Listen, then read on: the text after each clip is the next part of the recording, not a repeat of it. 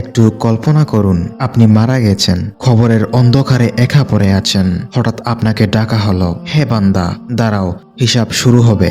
আপনি ভাবলেন আমি তো বড় কোনো গুনাহ করিনি, কিন্তু তখন বলা হলো তুমি একদিন কারো জিনিস অনুমতি ছাড়া ব্যবহার করেছিলে, সেই হিসাব দিতে হবে। আপনি অবাক হয়ে বললেন ওটা তো কিছুই না, একটা খড়কুটা মাত্র। কিন্তু উত্তর এলো আল্লাহর কাছে কোনো কিছুই সামান্য নয়। আজকের ঘটনাটি কোনো কাল্পনিক নয়, এটি আখিরাতের বাস্তবতার প্রতিচ্ছবি। একদিন আল্লাহর নবী হযরত ঈসা আলাইহিসসালাম একটি কবরস্থানের পাশ দিয়ে যাচ্ছিলেন। নীরব বাতাস, নিস্তব্ধ কবর, ভাঙ্গা কবর ফলক। ঈসা আলাইহিসসালাম থেমে দাঁড়ালেন, তারপর আল্লাহর কাছে দোয়া করলেন। হঠাৎ এক কবর কেঁপে উঠল, মাটি সরে গেল, আর বেরিয়ে এলো এক মানুষ, জীবিত। লোকটি উঠে দাঁড়ালো, তার মুখে ভয়, চোখে অনুশোচনা। হযরত ঈসা আলাইহিসসালাম বললেন, দুনিয়াতে তুমি কে ছিলে? লোকটি বলল, হে আল্লাহর নবী, আমি ছিলাম খুব সাধারণ একজন মানুষ। কোনো ক্ষমতা ছিল না, কোনো সম্পদ ছিল না, কোনো পরিচিতিও ছিল না। মানুষের বোঝা মাথায় করে জীবিকা চালাতাম। সারা জীবন চেষ্টা করেছি কারো হক নষ্ট না করতে, কিন্তু তার কণ্ঠ কেঁপে উঠল। হযরত ঈসা আলাইহিসসালাম জিজ্ঞেস করলেন, তাহলে বলো তোমার হিসাব কোথায় গিয়ে দাঁড়িয়েছে? লোকটি মাথা নিচু করলো, তার চোখ দিয়ে পানি ঝরতে লাগলো। সে বলল, হে আল্লাহর নবী, আমি ভাবতাম আমি নিরাপদ, কিন্তু আমি ভুলছিলাম। লোকটি বলতে লাগলো, আমি এক ধনী ব্যক্তির লাকড়ি বোঝা মাথায় করে তার বাড়িতে নিয়ে যাচ্ছিলাম। পথিমধ্যে দাঁতের ফাঁকে কিছু আটকে যায়, কিন্তু খুব বিরক্ত লাগছিল। তখন মনে হলো একটা ছোট কাঠি নিলে কি বা হবে। চারদিকে তাকালাম, কেউ দেখছে না। তারপর বোঝা থেকে একটা কাঠি ভেঙে নিলাম, দাঁত খেলাল করলাম। সে থেমে গেল, তার চোখ দিয়ে পানি ঝরছিল।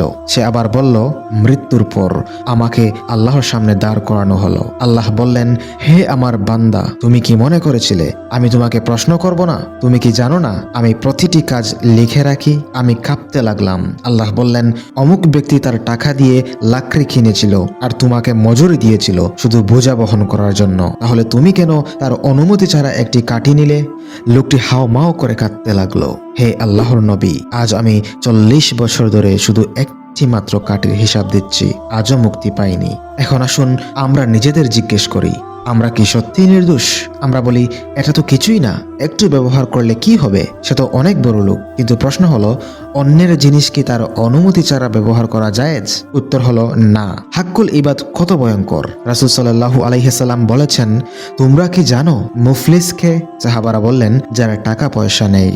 নবী করিম সাল্লাল্লাহু আলাইহি সাল্লাম বললেন, আমার উম্মতের মুফলিস সে যে নামাজ, রোজা, যাকাত, সদকা নিয়ে আসবে, কিন্তু মানুষের হক নষ্ট করেছে, তখন তার নেকি মানুষের মাঝে বন্টন করে দেওয়া হবে। সহিহ মুসলিম। একবার ভাবুন, আপনার সারা জীবনের নামাজ, রোজা, দান, সদকা সব চলে যাবে অন্যের কাছে, শুধু কারণ আপনি কাউকে কষ্ট দিয়েছিলেন, কারো জিনিস নিয়েছিলেন, কারো হক নষ্ট করেছিলেন। আমরা প্রতিদিন কত ছোট হক নষ্ট করি। সত্যি করে বলুন, কারো কলম ধার নিয়ে ফেরত দেই না, দোকানে অতিরিক্ত জিনিস নেই, অফিসের সময় নষ্ট করি, কারো টাকা বাকি রেখে চলে যাই, কারো কথা উপেক্ষা করি, কারো সম্মান ক্ষুণ্ণ করি, সোশ্যাল মিডিয়াতে কাউকে অপমান করি।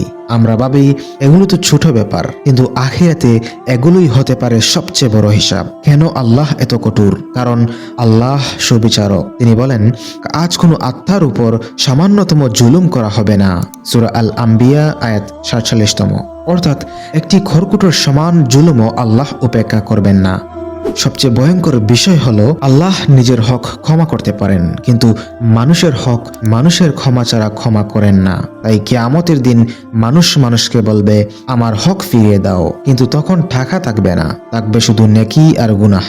একটু ভাবুন, যদি একটি কাঠের হিসেব 40 বছর ধরে চলতে পারে, তাহলে আমরা যারা প্রতিদিন মানুষের হক নষ্ট করি, আমাদের হিসাব কত বছর চলবে?